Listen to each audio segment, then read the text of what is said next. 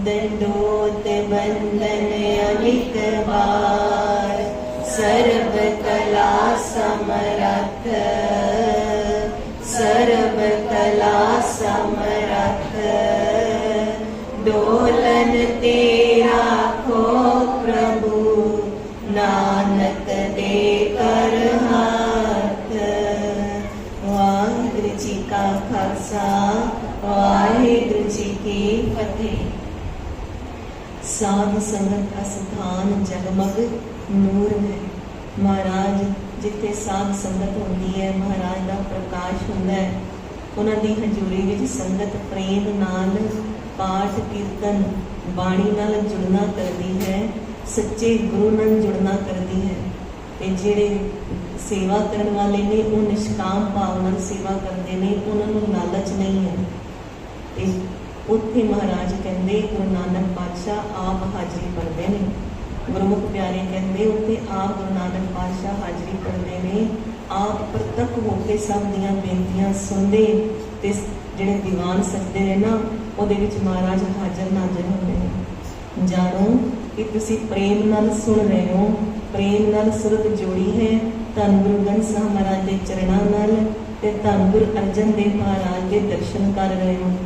ते इस तरह जानो कि जेड़े सेवा कर रहे हैं, चाहे वो लंगर प्रसाद की कर रहे हैं, चाहे कीर्तन की कर रहे हैं, चाहे विचार सुनाने की कर रहे हैं, वो भी निष्काम भाव नाल कर रहे हैं। उन्होंने भी माया की कोई लालच नहीं है। तो इत्थे फिर केड़ा स्थान बन गए? साध संगत का स्थान जगमग नूर है। चाहे ऐतिहासिक स्थान नहीं है, पर आप वाहिगुरु जी धन गुरु ग्रंथ साहिब महाराज की प्रतक हाजरी तो है ना, ते धन गुरु नानक देव जी महाराज की कृपा बरस रही है। महाराज कृपा करन जो सानू मोलक दात मिली है, बिन भागा सतसंग नानक है। जो सत्संग की घड़ियां मिलियां ने उन्हां दा पूरा लाहा लईए। हुण अपनी सुरत नूं जोड़ लईए, कितों किते होर ना ध्यान रखिए। बस हुण एक मन एक चित्त होके बिल्कुल शांति नाल महाराज दे दीदार करिए कि महाराज जदों खडूर साहब तो निकले ने बाबा दातू जी ते बाबा दासू जी की कल्याण करके, महाराज पास भी वही जुगत है। जिन्हों दुख तकलीफ ने उहदे दुख तकलीफ दूर करने ने, उन्होंने पापा तो उहदे पाप कर्म जिहड़े नाश करने ने, ते उहदे घर भी आप महाराज चल के गए जिवें गुरु नानक पातशाह ते जांदे सी, ते बाबा दातू जी का कल्याण किया, उन्होंने पैर की दर्द ठीक की, जो पाप कर्म उन्होंने पासों होए सी उन्हों का नाश किया। ते जेड़े गुरमुख प्यारे भजन बंदगी विच चित जोड़ के बैठे होंदे ने, महाराज की पुकार कर रहे होंदे ने, महाराज उत्थे भी आप पहुँचते हैं। वो देखो बाबा दासू जी पास महाराज आप पहुँचे, जाके उन्होंने भगती का फल दिता। सतगुरु होए दयालता श्रद्धा पूरी है, सतगुरु होए दयालता सच समाई है। उन्होंने सच विच समान की जिहड़ी इच्छा सी महाराज ने वो भी पूरी की। हुण महाराज खडूर साहब तो चल के रामदासपुरे वाल आना करते हैं, तो फिर खडूर साहब दी संगतां ते बाबा दातू जी नाल नाल टुरदे ने। ते उवें ही महाराज जिवें बाबा मोहरी जी नूं वापस भेजिया सी, हुण बाबा दातू जी नूं कहंदे ने तुसीं भी हुण खडूर साहब वाल वापस जाओ संगतां नाल, उत्थे जाके भजन बंदगी विच रहो, संगतां दी अगवाई करो, संगतां नूं नाम नाल सच्चे गुरुआं नाल जोड़ना करो। फिर बाबा दादू जी आग्या पाके वापस हो जाते हैं, ते महाराज अगे बढ़ते ने। संगतां उवें कीर्तन करदियां, पोथी परमेसर का धान, पोथी परमेसर का धान, वाहो वाहो बाणी निरंकार है, तिस जेवड़ अवरना कोई। महाराज की कृपा नाल संगतां बड़े टुकवे शब्द कहदियां पढ़दियां ने। तीजे पातशाह की बाणी है, वाहो वाहो बाणी निरंकार है। संगतां सिख संगत वो शब्द उच्चारण करती है भी असीं बाणी का सत्कार कर रहे हैं। महाराज की करनगे बाणी का अदब करो, ते संगतां फिर शब्द भी उवें दे पढ़दियां ने। वाहो वाहो बाणी निरंकार है, वाहो वाहो बाणी निरंकार है, बाणी निरंकार है, बाणी निरंकार है,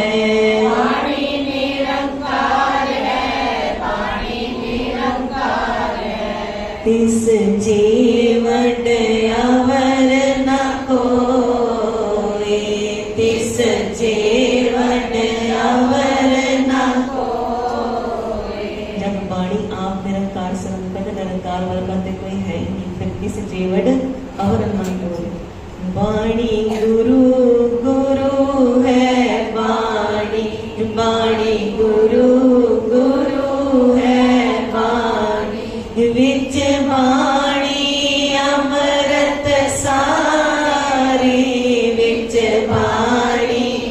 अमृत सारे विच बाणी अमृत सारे विच बाणी अमृत सारे बाणी कहे सेवक जन माने बाणी कहे सेवक जन माने पर तक गुरु निस्तारे पर तक गुरु निस्तारे पर तक गुरु निस्तारे पर तक गुरु निस्तारे।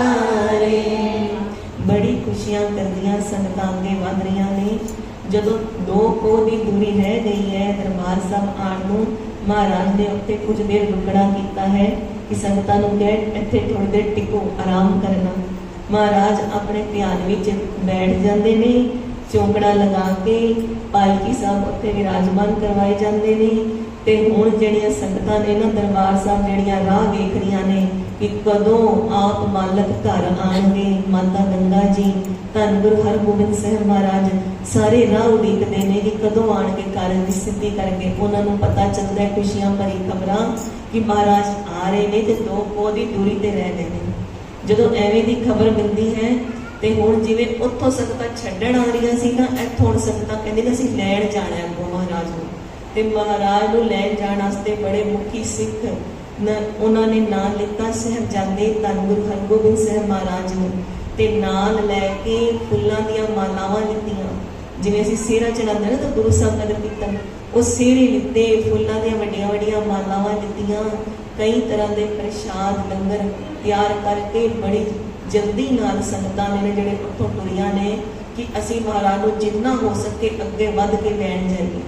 ते हुण इत्थे संगतां की गांदियां ने मन चाओ पिया प्रभ आगम सुनिया मन चाओ पिया प्रभ आगम सुनिया मन चाओ पिया प्रभ आगम सुनिया। मन विच चाह हो गया ना कि आने वाले ने आ गए ने। माता गंगा जी नूं किन्ना चाह है, जिहड़ियां संगतां प्यार करदियां ने उन्हां नूं किन्ना चाह है। हुण पहुंच जाते ने उत्थे जिथे महाराज जिहड़े ने वो अपने स्वरूप विच निज स्वरूप विच लीन ने ते सारियां संगतां जिहड़ियां ने कुछ चिर आराम करन लई रुकियां ने। उत्थे भी संगतां दी सेवा हो रही है, जिहड़े उत्थे दे स्थानिक लोग ने वो सेवा च हाज़र ने। पर इत्थों फिर संगतां गईयां ते बाबा बुढ़ा साहब जी संगतां जदों आईयां बाबा बुढ़ा साहब ते भाई गुरदास जी ने अगे होके महाराज नूं बेनतियां कीतियां महाराज संगत आप को लैण आई है।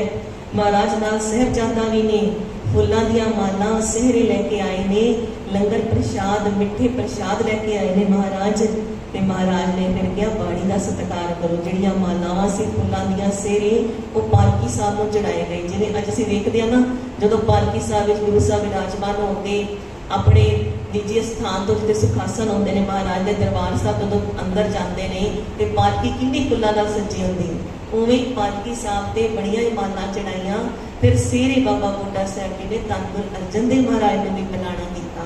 फिर महाराज अपने साहिबजादे नाल मिलते हैं, उन्होंने गोदी विच बिठाते हैं ते संगतां महाराज दे दर्शन कर कर निहाल होंदियां ने। जिवें महाराज वेख लेंदे ने, जिवें महाराज एवें वेख रहे ने सीधा जिन्हों माड़ा जिहा टेढ़ा होके वेख लेंदे ने, उहदी खुशी दा ठिकाना नहीं कि मैनूं वेख रहे ने संगत विच मैनूं वेखिआ है।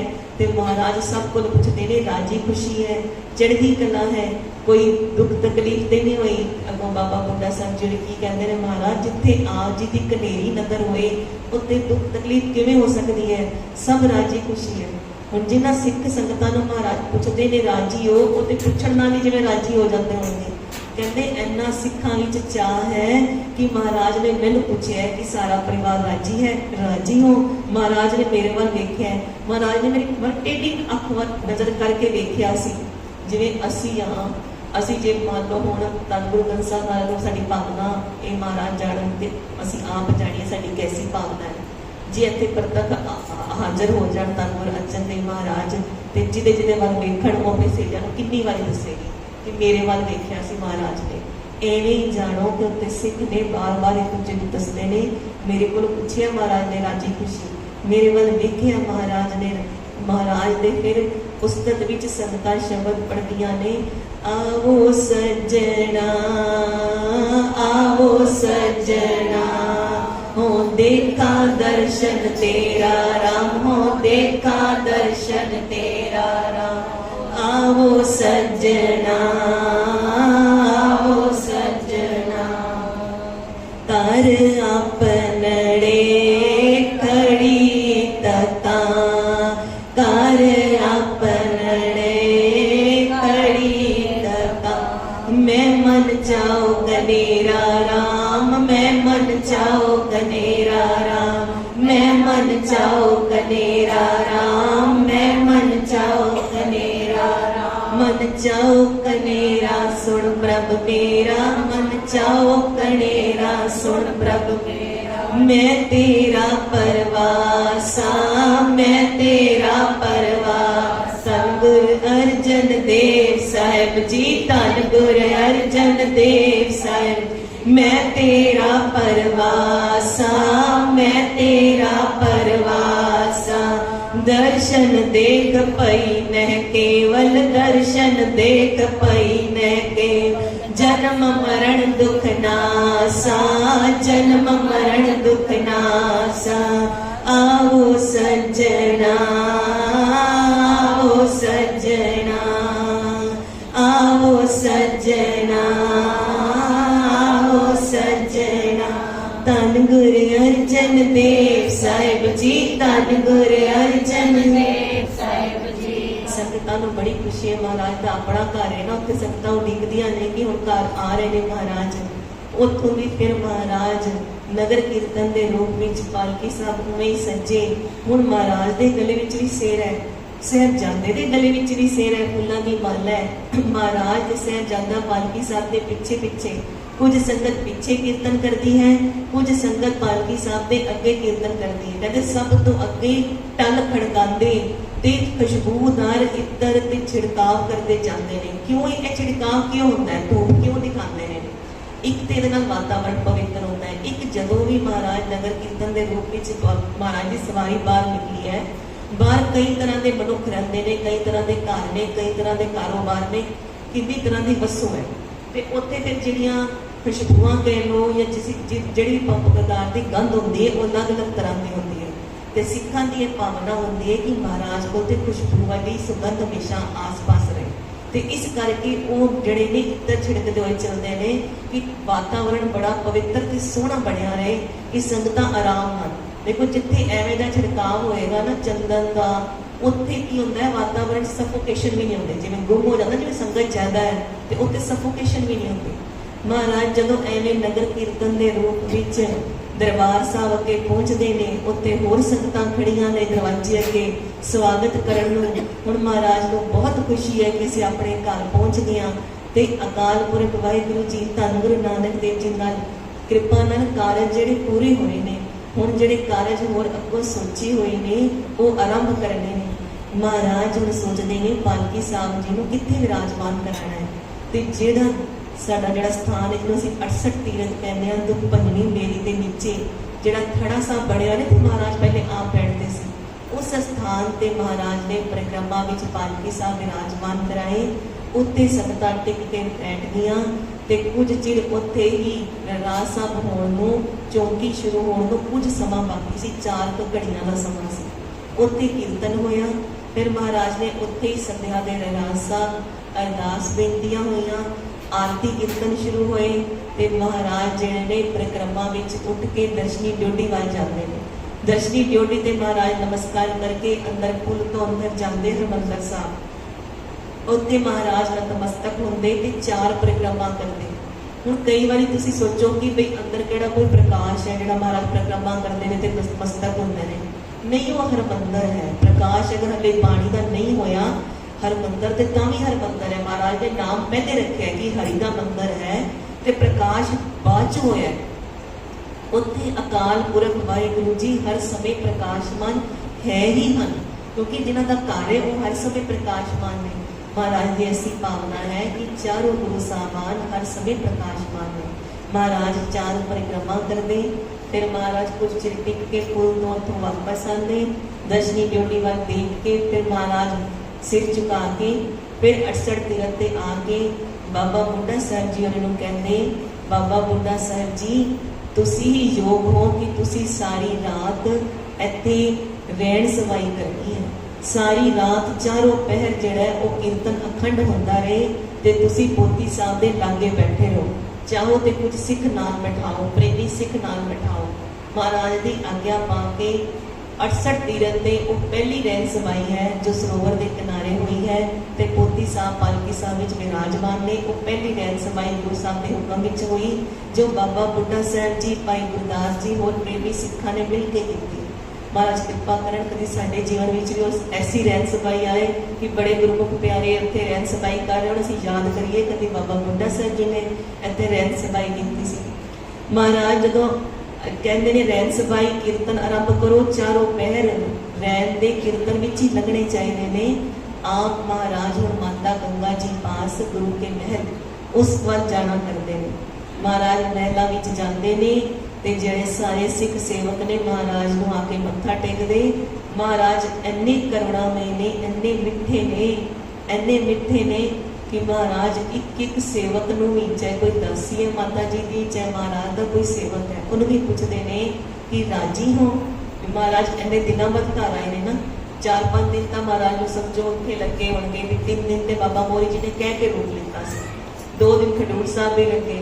महाराज किन्ने दिनों बाद घर आए, महाराज उन्होंने भी पूछते हैं राजी हो, तो वो भी किन्ने खुश हो के। जे किसी गरीब बंदे को पूछ लो प्यार में भी तो ठीक है, उन्होंने 2 बोल बोल लो, कितना खुश होता है कि मैंने किन्ने प्यार नाल। वो भी गुरु साहब ने पूछे, सारे बड़े खुश ने। माता जी घर पलंगा बिछाते ने, महाराज को विराजमान कराते ने, अपने हथी महाराज दसते अज सारे लंगर प्रसाद माता जी ने तैयार किए ने। महाराज ते आप महाराज के साहिबजादे हरगोबिंद साहब जी पलंग ते विराजमान होकर लंगर पानी छकते ने ते महाराज भी माता गंगा जी को कहते उवें ही गल्लां सुणाते ने जिवें सानूं शौक होंदा ना कि साडा पति अगर बाहरों आए ने ते सानूं सुनाण उत्थे गए सी ते की होया उत्थे। कहते माता जी की मन की भावना जान के महाराज भी सुणाते ने कि गोइंदवाल साहब किवें बाबा मोरी जी ने किया, मामी जी ने कितना सत्कार किया, किवें पकवान बनाए, किवें सारे स्थानों के दर्शन किए। माता जी बड़े चाह नाल सब कुछ सुनते हैं कि उत्थे की होया। मामा जी वड्डे मामा जी मिले, छोटे मिले, मामी जी मिले, एक एक गल सारी उवें महाराज सुनाते हैं जिवें माता जी को चाह है सुनने का। महाराज एवें करके कुछ चिर आराम करके सवा पैर रहते उठ के खूह ते स्नान करते, फिर दुख भरनी बेरी साहब ते आके स्नान करके महाराज भी कीर्तन विच आके उत्थे ही विराजमान हो जाते, जुड़ जाते। अमृत वेले ते दीवाना की समाप्ति हुई। महाराज फिर वड्डी परिक्रमा च गए। फिर महाराज ने उत्ते संगतां विच गुरु भाई गुरदास जी को कहना किया कि भाई गुरदास जी ध्यान ला के साडी गल सुनो। जब महाराज ने कहना कि अपना चित्त जोड़ो ते ध्यान ला के सुनो ते भाई गुरदास जी समझ गए कि महाराज कोई आज्ञा करन लगे ने ते एकदम भाई गुरदास जी सावधान हो गए। हुण महाराज साहब कहते ने प्रभ की उस्तत करो सतमीत, सावधान एकाग्र चीत। असीं रोज पढ़ते हैं पर असीं कोशिश ही नहीं करते, असीं बिल्कुल कोशिश होती नहीं। असीं महाराज अगे बेनती करके बैठा करिए, जो भी नितनेम करया करिए ना, अपने नेम विच बैठन लगे महाराज का कोई भी पानी का पाठ करन लगे महाराज को बेनती करया करिए। महाराज आप जी की आज्ञा है, तुसीं आज्ञा की है कि प्रभ की उस्तत करो संतमीत, सावधान एकाग्र चीत। महाराज कृपा करो मेरा चित्त सावधान ते एकाग्र कर दो कि प्रेम सहित आप जी की बाणी जी मैं पढ़ा ते विचार करा, बाणी का भाव मेरे मन में वसे। जो मैं बेनती करके बैठा तो महाराज कृपा करेंगे। महाराज ने कहा कि ध्यान दे के मेरी गल सुनना करो। भाई गुरदास जी बड़े अदब विच आ गए, महाराज की गल सुनते। महाराज ने की गल की है, महाराज कहते जिहड़ा ये महान कारज करना है ना, इहदे विच तुसीं जिहड़ी है अपनी सेवा करनी है। महाराज समझाना करते महापुरखों का जिहड़ा जीवन होंदा है ना, अपने लिए नहीं होंदा, वो लुकाई नहीं होंदा, क्योंकि वो अपने कल्याण ते कर चुके हैं। हुण उन्होंने जन कल्याण करनी है। जन परोपकारी आए, जी दान दे भगती लाइन, हरस्यों लैण मिलाए। आप ते वो अपनी कल्याण उन्होंने होई पई है, वो वाहिगुरू जी एक मिक ने साडी कल्याण करन लई आए। कहते अपनी कल्याण ਜਿਹੜੀ ਜਨ ਕਲਿਆਣ ਹੈ, ਪਰਉਪਕਾਰ ਦੇ ਵੱਡੇ ਕੰਮ ਨੇ, ਤੁਸੀਂ ਉਹਨਾਂ ਵਿੱਚ ਸੇਵਾਵਾਂ ਨਿਭਾਉਣੀਆਂ ਨੇ। ਭਾਈ ਗੁਰਦਾਸ ਜੀ, ਇਹ ਪੋਥੀ ਸਾਹਿਬ ਦੇ ਤੁਸੀਂ ਦਰਸ਼ਨ ਕਰੋ, ਇਹ ਬਾਣੀ ਨੂੰ ਪੜ੍ਹੋ, ਪੋਥੀ ਸਾਹਿਬ ਦੇ ਦਰਸ਼ਨ ਕਰੋ, ਫਿਰ ਇਹਨੂੰ ਲਿਖਣ ਦੀ ਸੇਵਾ ਕਰਨੀ ਹੈ, ਗ੍ਰੰਥ ਸਾਹਿਬ ਦੇ ਸੰਪਾਦਨਾ ਕਰਨੀ ਹੈ। ਤੇ ਕੈਸਾ ਸਥਾਨ ਹੋਏ ਜਿੱਥੇ ਬੈਠ ਕੇ ਮਹਾਨ ਕਾਰਜ ਕਰੀਏ? ਭਾਈ ਗੁਰਦਾਸ ਜੀ ਕਹਿੰਦੇ ਨੇ ਜੀ ਇਕਾਂਤ ਸਥਾਨ ਹੋਏ। ਇੱਕ ਲਿਖਾਰੀ ਨੂੰ ਜਿਹਨੇ ਚਿੱਤ ਜੋੜ ਕੇ ਕੋਈ ਸੇਵਾ ਕਰਨੀ ਹੈ, ਉਹਨੂੰ ਇਕਾਂਤ ਸਥਾਨ ਚਾਹੀਦਾ। ਮਹਾਰਾਜ ਕਹਿੰਦੇ ਹਾਂ ਇਕਾਂਤ ਸਥਾਨ ਹੋਏ। ਫਿਰ ਕਹਿੰਦੇ ਭਾਈ ਗੁਰਦਾਸ ਜੀ ਕਹਿੰਦੇ ਨੇ ਕਿ ਤੁਸੀਂ ਗੁਰੂ ਸਾਹਿਬ ਨੂੰ ਕਹਿੰਦੇ ਨੇ ਮਹਾਰਾਜ ਤੁਸੀਂ ਜਾਣਦੇ ਹੋ ਕਿ ਕੈਸੇ ਸਥਾਨ ਚਾਹੀਦੇ ਨੇ? ਮਹਾਰਾਜ ਕਹਿੰਦੇ ਭਾਈ ਗੁਰਦਾਸ ਜੀ ਫਿਰ ਲੱਭਣਾ ਕਰੋ ਐਸਾ ਸਥਾਨ ਜਿਹੜਾ ਇਕਾਂਤ ਹੋਵੇ, ਜਿੱਥੇ ਆਮ ਲੋਕਾਂ ਦੀ ਪਹੁੰਚ ਨਾ ਹੋਵੇ। ਫਿਰ ਉਹ ਸਥਾਨ ਥੋੜਾ ਰਮਣੀਕ ਵੀ ਹੋਵੇ। ਕਹਿੰਦੇ ਧਰਤੀ ਸੁੱਕੀ ਨਾ ਹੋਵੇ, ਧਰਤੀ ਵਿੱਚ ਪਾਣੀ ਹੋਵੇ। ਜੇ ਤਾਲ ਹੋਵੇ ਛੋਟਾ ਕੋਈ, ਉਹ ਬਹੁਤ ਵਧੀਆ। ਜੇ ਤੇ ਧਰਤੀ 'ਚ ਪਾਣੀ ਹੋਏ, ਧਰਤੀ ਨਮੀ ਵਾਲੀ ਹੋਏ, ਰੁੱਖ ਹੋਣ, ਐਨੇ ਰੁੱਖ ਹੋਣ ਕਿ ਛਾਂ ਰਹਿੰਦੀ ਹੋਏ, ਪਰ ਰੋਸ਼ਨੀ ਵੀ ਆਉਂਦੀ ਹੋਏ ਤੇ ਧੁੱਪ ਵੀ ਆਉਂਦੀ ਹੋਏ, ਪਰ ਛਾਂ ਵੀ ਰਹਿੰਦੀ ਹੋਏ। ਮਹਾਰਾਜ ਨੇ ਜਦੋਂ ਐਵੇਂ ਦੇ ਸਥਾਨ ਗਏ ਨਾ, ਫਿਰ ਬਾਬਾ ਬੁੱਢਾ ਸਾਹਿਬ ਜੀ ਨੂੰ ਪੁੱਛਿਆ। ਹੁਣ ਬਾਬਾ ਬੁੱਢਾ ਸਾਹਿਬ ਜੀ ਤੇ ਭਾਈ ਗੁਰਦਾਸ ਜੀ ਦੋਨੋਂ ਹੱਥ ਜੋੜ ਕੇ ਕਹਿੰਦੇ ਮਹਾਰਾਜ ਇਹ ਤੇ ਯੋਗ ਸਥਾਨ ਤੁਸੀਂ ਆਪ ਹੀ ਦੇਖ ਸਕਦੇ ਹੋ। ਜਿਹੜੇ ਸਥਾਨ ਤੇ ਤੁਸੀਂ ਜਾ ਕੇ ਬੈਠ ਜਾਓਗੇ ਉਹੀ ਸਥਾਨ ਯੋਗ ਹੋ ਜਾਏਗਾ। ਜਿੱਥੇ ਜਾਏ ਬਹਿ ਮੇਰਾ ਸਤਿਗੁਰੂ ਸੋ ਥਾਨ ਸੁਹਾਵਾ। ਜਿੱਥੇ ਜਾ ਕੇ ਤੁਸੀਂ ਵਿਰਾਜਮਾਨ ਹੋ ਜਾਓਗੇ, ਜੋ ਤੁਸੀਂ ਸਥਾਨ ਨੂੰ ਨਜ਼ਰ ਪਾ ਦੋਗੇ ਉਹ ਆਪ ਹੀ ਯੋਗ ਹੋ ਜਾਏਗਾ। ਮਹਾਰਾਜ ਕਹਿੰਦੇ ਚਲੋ ਫਿਰ ਲੱਭੀਓ ਸਥਾਨ ਕਿਹੜਾ ਹੈ। ਮਹਾਰਾਜ ਦੁੱਖ ਭੰਡੀ ਮੇਰੀ ਸਾਹਿਬ ਦੇ ਥੱਲੇ ਬੈਠ ਕੇ ਜਿੱਥੇ ਸਾਰੇ ਬਚਨ ਹੋਏ, ਮਹਾਰਾਜ ਉੱਥੋਂ ਦੀ ਭਾਈ ਬੁੱਢਾ ਸਾਹਿਬ ਜੀ ਦੀ ਡਿਊਟੀ ਲਗਾਈ ਕਿ ਤੁਸੀਂ ਤਾਂ ਪੋਥੀ ਸਾਹਿਬ ਦੇ ਕੋਲ ਹੀ ਰਹਿਣਾ ਜਦ ਤੱਕ ਕੋਈ ਵਿਰਣਾ ਨਹੀਂ ਹੋ ਜਾਂਦਾ। ਬਾਬਾ ਬੁੱਢਾ ਸਾਹਿਬ ਜੀ ਦੀ ਡਿਊਟੀ ਉੱਥੇ ਹੀ ਹੈ। ਭਾਈ ਗੁਰਦਾਸ ਜੀ ਨੂੰ ਨਾਲ ਲੈ ਕੇ ਮਹਾਰਾਜ ਸਥਾਨ ਲੱਭਣ ਲਈ ਚੱਲਦੇ ਨੇ ਪੂਰਬ ਵੱਲ। ਕਹਿੰਦੇ ਨੇ ਅੱਗੇ ਜਾ ਕੇ ਪਿੱਪਲ ਦੇ ਪੇੜ ਆਉਂਦੇ ਨੇ ਕੰਨੇ, ਕੀਰਾਂ ਦੇ ਆਉਂਦੇ ਨੇ, ਮਹਾਰਾਜ ਅੱਗੇ ਜਾਂਦੇ ਨੇ ਤੇ ਬੇਰੀਆਂ ਦੇ ਪੇੜ ਆਉਂਦੇ ਨੇ ਕੰਨੇ। ਉੱਥੇ ਧਰਤੀ ਨਮੀ ਨਹੀਂ ਹੈ ਤੇ ਉੱਥੇ ਕਹਿੰਦੇ ਨੇ ਕੁਦਰਤੀ ਤੌਰ ਤੇ ਪੁਰਾਣਾ ਛੋਟਾ ਜਿਹਾ ਤਾਲ ਵੀ ਹੈ ਜਿੱਥੇ ਪਾਣੀ ਰੁਕਿਆ ਵੀ ਹੋਇਆ। ਬੇਰੀਆਂ ਦੇ ਬੜੇ ਝੁੰਡ ਨੇ। ਜਦੋਂ ਮਹਾਰਾਜ ਨੇ ਵੇਖਿਆ ਕਿ ਇਹ ਸਥਾਨ ਠੀਕ ਲੱਗ ਰਿਹਾ ਤੇ ਬੇਰੀਆਂ ਦੇ ਬੜੇ ਝੁੰਡ ਨੇ, ਛਾਂ ਵੀ ਹੈ, ਧਰਤੀ 'ਚ ਨਮੀ ਵੀ ਹੈ ਤੇ ਸਥਾਨ ਵੀ ਬੜਾ ਇਕਾਂਤ ਹੈ। ਮਹਾਰਾਜ ਕਹਿੰਦੇ ਇਹ ਸਥਾਨ ਠੀਕ ਹੈ ਭਾਈ ਗੁਰਦਾਸ ਜੀ। ਭਾਈ ਗੁਰਦਾਸ ਜੀ ਤੇ ਹੁਣ ਪੱਲਾ ਪੜ ਕੇ ਕਈ ਕਹਿੰਦੇ ਨੇ ਮਹਾਰਾਜ ਜਿਵੇਂ ਆਪ ਜੀ ਨੂੰ ਚੰਗਾ ਲੱਗੇ। ਕਿਉਂ? ਭਾਈ ਗੁਰਦਾਸ ਜੀ ਨੇ ਪਹਿਲੇ ਚਾਹ ਵਿੱਚ ਉਹ ਕਰ ਲਿੱਤਾ ਸੀ ਨਾ ਕਿ ਮੈਂ ਪੋਥੀ ਸਾਹਿਬ ਲੈਣ ਜਾਵਾਂਗਾ। ਗਿਆਨੀ ਪੁਰਸ਼ ਆਪਣੀ ਇੱਕ ਭੁੱਲ ਵੀ ਨਹੀਂ ਕਹਿ ਸਕਦੇ, ਉਹਨੂੰ ਚਾਹ ਆ ਗਿਆ ਸੀ। ਉਹਦੇ ਤੋਂ ਵੀ ਸਿੱਖ ਲੈਂਦੇ ਨੇ ਕਿ ਕਿਵੇਂ ਦਾ ਵਰਤਾਅ ਹੋਣਾ ਚਾਹੀਦਾ। ਸਾਨੂੰ ਕਿੰਨੀ ਵਾਰੀ ਕਰਕੇ ਵੀ ਨਹੀਂ ਸਮਝ ਆਉਂਦੀ। ਕਹਿੰਦੇ ਜਿੱਥੇ ਮਹਾਰਾਜ ਤੁਸੀਂ ਚਰਨ ਰੱਖਦੇ ਹੋ, ਜਦੋਂ ਮਹਾਰਾਜ ਨੇ ਕਿਹਾ ਕਿ ਇੱਥੇ ਤੰਬੂ ਲਗਾਓਗੇ, ਇਸ ਸਥਾਨ ਤੇ ਤੰਬੂ ਹੁੰਦਾ ਉੱਪਰ ਛੱਤ ਵਾਲਾ, ਤੇ ਕਨਾਤਾਂ ਜਿਹੜੀਆਂ ਨੇ ਸਾਈਡ ਤੇ ਲੱਗਦੀਆਂ ਨੇ, ਕਹਿੰਦੇ ਕਮਰੇ ਦਾ ਰੂਪ ਹੋ ਜਾਏ। ਇੰਨੀ ਜਗ੍ਹਾ ਤੇ ਕਨਾਤ ਲੱਗੇਗੀ, ਇੱਥੇ ਤੰਬੂ ਲੱਗੇਗਾ ਤੇ ਇਸ ਸਥਾਨ ਨੂੰ ਐਵੇਂ ਤਿਆਰ ਕਰਾਓ ਕਿ ਜਿੱਥੇ ਬੈਠ ਕੇ ਮਹਾਨ ਕਾਰਜ ਹੋ ਸਕਣ। ਇੱਥੇ ਆਮ ਲੋਕਾਂ ਦੀ ਪਹੁੰਚ ਵੀ ਨਹੀਂ ਹੈ। ਮਹਾਰਾਜ ਨੇ ਕਿਹਾ ਵੀ ਇਹ ਸਥਾਨ ਬਿਲਕੁਲ ਠੀਕ ਹੈ। ਮਹਾਰਾਜ ਦੀ ਇਹ ਗੱਲ ਸੁਣ ਕੇ ਅੱਜ ਉਹ ਸਥਾਨ ਕਿਹੜਾ? ਰਾਮਸਰ ਵਾਲਾ ਸਥਾਨ, ਜਿੱਥੇ ਮਹਾਰਾਜ ਨੇ ਸਾਰੇ ਕਾਰਜ ਕੀਤੇ। ਸੰਗਤਾਂ ਅੱਗੇ ਬੇਨਤੀ ਦੇਖੋ, ਮਹਾਰਾਜ ਦੇ ਬਚਨ ਨੇ ਜਿਹੜੇ ਕਿ ਇਕਾਂਤ ਸਥਾਨ ਹੋਵੇ ਜਿੱਥੇ ਆਮ ਲੋਕਾਂ ਦੀ ਪਹੁੰਚ ਨਾ ਹੋਵੇ। ਤੇ ਮਹਾਰਾਜ ਨੇ ਜਾਣਿਆ ਕਿ ਇਕਾਂਤ ਅਤੇ ਰਮਣੀਕ ਸਥਾਨ ਹੈ।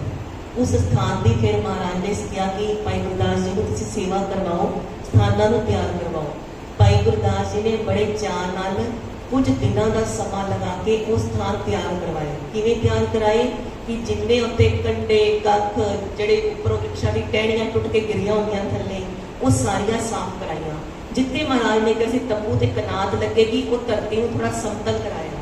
ਉੱਥੇ ਫਿਰ ਕਨਾਤ ਔਰ ਤੰਬੂ ਲੱਗੇ ਸਫਾਈਆਂ ਹੋ ਕੇ। ਉੱਤੇ ਪਹਿਲੇ ਗੁਲਾਬ ਦੇ ਜਲ ਛਿੜਕਿਆ ਗਿਆ, ਖੁਸ਼ਬੂਦਾਰ ਚੀਜ਼ਾਂ ਵੀ ਛਿੜਕੀਆਂ ਗਈਆਂ। ਫਿਰ ਸਿੱਖਾਂ ਨੇ ਕੀ ਕੀਤਾ? ਹੋਰ ਬਾਗਾਂ ਤੋਂ ਵਧੀਆ ਬੂਟੇ ਲਿਆ ਕੇ, ਕਲਸ਼ ਲਿਆ ਕੇ ਵੀ ਉੱਥੇ ਲਗਾਏ ਕਿ ਮਹਾਰਾਜ ਦੇ ਹਵਾ ਚੱਲੇ ਤੇ ਜਿਹੜੇ ਫੁੱਲਾਂ ਤੋਂ ਖੁਸ਼ਬੂ ਆਏ, ਮਹਾਰਾਜ ਹੋਰ ਆਨੰਦਿਤ ਹੋਣ। ਬੇਰੀਆਂ ਦੇ ਪੇੜ ਤੇ ਸੀ, ਬੇਰੀ ਦੇ ਪੇੜ ਨੂੰ ਪਵਿੱਤਰ ਮੰਨਿਆ ਜਾਂਦਾ ਹੈ। ਦੇਖੋ ਪਿੱਪਲ ਦਾ ਪੇੜ ਵੀ ਪਵਿੱਤਰ ਹੁੰਦਾ ਹੈ। ਅਸੀਂ ਨਾ ਉਹ ਭਾਵ ਨੂੰ ਵੀ ਸਮਝਿਆ ਤੇ ਉਹ ਪਿੱਪਲ ਦੀ ਪੂਜਾ ਕਰਨ ਲੱਗ ਗਿਆ। ਅਸਲ ਵਿੱਚ ਕੀ ਹੈ? ਕਿਸੇ ਨੇ ਪਿੱਪਲ ਕੱਟਿਆ, ਮੰਨ ਲਓ ਬੜੇ ਪੁਰਾਣੇ ਜ਼ਮਾਨੇ ਸੋਚੋ ਤੇ ਜਿਹੜੇ ਮਹਾਂਪੁਰਖ ਸੀ ਉਹਨਾਂ ਨੇ ਜਾਣਿਆ ਕਿ ਪਿੱਪਲ ਨੂੰ ਨਹੀਂ ਕੱਟਣਾ ਚਾਹੀਦਾ। ਕਿਉਂ ਨਹੀਂ ਕੱਟਣਾ ਚਾਹੀਦਾ? ਕਿਉਂਕਿ ਬਾਕੀ ਜਿਹੜੇ ਪੇੜ ਹੁੰਦੇ ਨੇ ਉਹ ਦਿਨੇ ਆਕਸੀਜਨ ਦਿੰਦੇ ਨੇ, ਰਾਤੀ ਕਾਰਬਨ ਡਾਈਆਕਸਾਈਡ ਛੱਡਦੇ ਨੇ। ਤੇ ਪਿੱਪਲ ਦਾ ਪੇੜ ਦਿਨੇ ਵੀ ਆਕਸੀਜਨ ਛੱਡਦਾ ਹੈ ਤੇ ਰਾਤੀ ਵੀ ਆਕਸੀਜਨ ਛੱਡਦਾ ਹੈ। ਪਿੱਪਲ ਦਾ ਪੇੜ ਫਿਰ ਉਹਦੀ ਦੇਣ ਦੀ ਭਾਵਨਾ ਜ਼ਿਆਦਾ ਹੈ ਤੇ ਉਹ ਮਹਾਂਪੁਰਖਾਂ ਨੇ ਕਹਿਤਾ ਵੀ ਪਿੱਪਲ ਦੇ ਪੇੜ ਰਹਿਣੇ ਚਾਹੀਦੇ ਨੇ, ਵੀ ਭਲੇਖੇ ਵਿੱਚ ਲੋਕ ਉਹਨੂੰ ਨਾ ਕੱਟਣ, ਕਿਉਂਕਿ ਇਹ ਸੇਵਾ ਬੜੀ ਕਰਦਾ ਹੈ ਮਾਨਵਤਾ ਦੀ, ਵੀ ਦਿਨੇ ਵੀ ਆਕਸੀਜਨ ਛੱਡਦਾ ਹੈ। ਤੇ ਉਹ ਕਈਆਂ ਨੇ ਕਹਿਤਾ ਵੀ ਪਿੱਪਲ ਦਾ ਪੇੜ ਦੇਵ ਰੂਪ ਹੈ, ਕਿਉਂਕਿ ਇਹਦੀ ਦੇਣ ਦੀ ਨੀਅਤ ਜ਼ਿਆਦਾ ਹੈ, ਇਹਨੂੰ ਨਹੀਂ ਕੱਟਣਾ। ਪਰ ਆਮ ਲੋਕ ਭੁਲੇਖੇ ਵਿੱਚ ਭੋਲੇ ਭਾਲੇ ਲੋਕ ਫਿਰ ਪੂਜਾ ਹੀ ਕਰਨ ਲੱਗ ਜਾਂਦੇ ਨੇ। ਪੂਜਾ ਨਹੀਂ ਕਰਨੀ, ਉਹਦਾ ਮਹੱਤਵ ਸਮਝੋ ਕਿ ਉਹਨੂੰ ਕਿਉਂ ਨਹੀਂ ਕੱਟੀਦਾ, ਕਿਉਂਕਿ ਉਹ ਦਿਨੇ ਰਾਤੀ ਦੋਨੋਂ ਸਮੇਂ ਆਕਸੀਜਨ ਦਿੰਦਾ ਹੈ। ਵੈਸੇ ਹੀ ਪੇੜਾਂ ਨੂੰ ਨਹੀਂ ਕੱਟਣਾ ਚਾਹੀਦਾ। ਬੇਰੀ ਦਾ ਪੇੜ ਹੈ, ਜਿਵੇਂ ਚੰਦਨ ਦਾ ਪੇੜ ਪਵਿੱਤਰ ਹੁੰਦਾ ਹੈ ਨਾ, ਮਹਾਂਪੁਰਖ ਜਦੋਂ ਉਹਨਾਂ ਦੇ ਸਰੀਰ ਦੀ ਸੰਭਾਲ ਕਰਨੀ ਹੁੰਦੀ ਹੈ, ਜਦੋਂ ਮਿੱਠਾ ਸਾਹਿਬ ਕਹਿੰਦਾ ਸੰਭਾਲਦੇ ਆ, ਤੇ ਚੰਦਨ ਦੀ ਲੱਕੜੀ ਦਾ ਇਸਤੇਮਾਲ ਕੀਤਾ ਜਾਂਦਾ ਹੈ।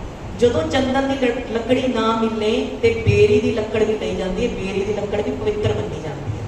ਤੇ ਉਹ ਪਵਿੱਤਰ ਪੇੜ ਜਾਣ ਕੇ, ਪਵਿੱਤਰ ਵਾਤਾਵਰਨ ਜਾਣ ਕੇ, ਜਦੋਂ ਬੰਦੇ ਨੇ ਧਿਆਨ ਜੋੜਨਾ ਹੋਏ ਤੇ ਉਹਨੂੰ ਪਵਿੱਤਰ ਵਾਤਾਵਰਨ ਚਾਹੀਦਾ ਹੁੰਦਾ ਹੈ। ਐਸਾ ਜਾਣ ਕੇ ਉਹ ਸਥਾਨ ਮਹਾਰਾਜ ਨੇ ਚੁਣਿਆ। ਉੱਤੇ ਫਿਰ ਤੰਬੂ ਔਰ ਕਨਾਤ ਲੱਗੇ, ਅੰਦਰ ਤੰਬੂ ਦੇ ਅੰਦਰ ਵੀ ਚੰਦੋਆ ਸਾਹਿਬ ਲਗਾਇਆ ਸਿੱਖਾਂ ਨੇ, ਥੱਲੇ ਵਿਛਾਈ ਕੀਤੀ ਮਹਾਰਾਜ ਦੇ ਬੈਠਣ ਲਈ, ਉੱਪਰ ਚੰਦੋਆ ਸਾਹਿਬ ਲਗਾਇਆ। ਇੰਨਾ ਸਤਿਕਾਰ। ਔਰ ਕਹਿੰਦੇ ਨੇ ਚੰਦੋਆ ਸਾਹਿਬ ਵੀ ਬੜਾ ਨਕਾਸ਼ੀ ਵਾਲਾ, ਝਾਲਰ ਵਾਲਾ, ਜਿਵੇਂ ਅਸੀਂ ਦੇਖਦੇ ਹਾਂ ਨਾ, ਐਵੇਂ ਬੜਾ ਸੋਹਣਾ ਚੰਦੋਆ ਸਾਹਿਬ ਲਗਾਇਆ, ਬੜੀ ਭਾਵਨਾ ਨਾਲ।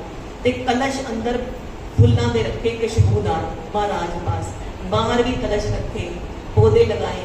ਤੇ ਫਿਰ ਮਹਾਰਾਜ ਨੂੰ ਦੇਖਿਆ ਕਿ ਸਥਾਨ ਪੂਰਾ ਤਿਆਰ ਹੋ ਗਿਆ, ਤੇ ਆ ਕੇ ਮਹਾਰਾਜ ਨੂੰ ਬੇਨਤੀ ਕੀਤੀ, ਮਹਾਰਾਜ ਆਓ ਸਥਾਨਾਂ ਦੇ ਆ ਕੇ ਚਰਨ ਪਾਓ ਤੇ ਵੇਖੋ ਕਿ ਆਪ ਜੀ ਦੀ ਕਿਰਪਾ ਨਾਲ ਸੇਵਾ ਠੀਕ ਹੋਈ ਹੈ, ਇਸ ਆਪ ਜੀ ਨੂੰ ਪਸੰਦ ਨੇ। ਜਦੋਂ ਮਹਾਰਾਜ ਨੂੰ ਐਵੇਂ ਕਿਹਾ, ਮਹਾਰਾਜ ਨੂੰ ਇੰਨਾ ਚਾਅ ਆਇਆ, ਮਹਾਰਾਜ ਗੁਰਪੰਥ ਮੇੜੀ ਸਾਹਿਬ ਤੋਂ ਸਿੱਖਾਂ ਨੂੰ ਕਿਹਾ, ਪਾਲਕੀ ਸਾਹਿਬ ਚੁੱਕੋ ਮੋਢਿਆਂ ਤੇ। ਪਾਲਕੀ ਸਾਹਿਬ ਨੂੰ ਨਾਲ ਹੀ ਲੈ ਕੇ ਮਹਾਰਾਜ ਉਸ ਸਥਾਨ ਤੇ ਗਏ, ਤੇ ਸਿੱਖ ਸੰਗਤ ਵੀ ਬੜੀ ਖੁਸ਼ ਹੁੰਦੀ ਹੈ, ਤੇ ਮਹਾਰਾਜ ਵੀ ਬੜੇ ਖੁਸ਼ ਹੁੰਦੇ ਨੇ ਕਿ ਬੜੀਆਂ ਹੀ ਤਿਆਰੀਆਂ ਕੀਤੀਆਂ ਨੇ ਸਵਾਗਤ ਦੀਆਂ ਵੀ, ਤੇ ਸਥਾਨ ਵੀ ਪਹਿਲੇ ਨਾਲੋਂ ਵੀ ਹੋਰ ਕਈ ਗੁਣਾ ਸੋਹਣਾ ਬਣਾ ਦਿੱਤਾ ਸਿੱਖਾਂ ਨੇ। ਬੜੇ ਪ੍ਰੇਮ ਨਾਲ ਸੇਵਾ ਕੀਤੀ ਹੈ, ਤੇ ਸਾਰੀ ਸਿੱਖ ਸੰਗਤ ਮਹਾਰਾਜ ਦੀ ਜੈ ਜੈਕਾਰ ਕਰਦੀ ਹੈ।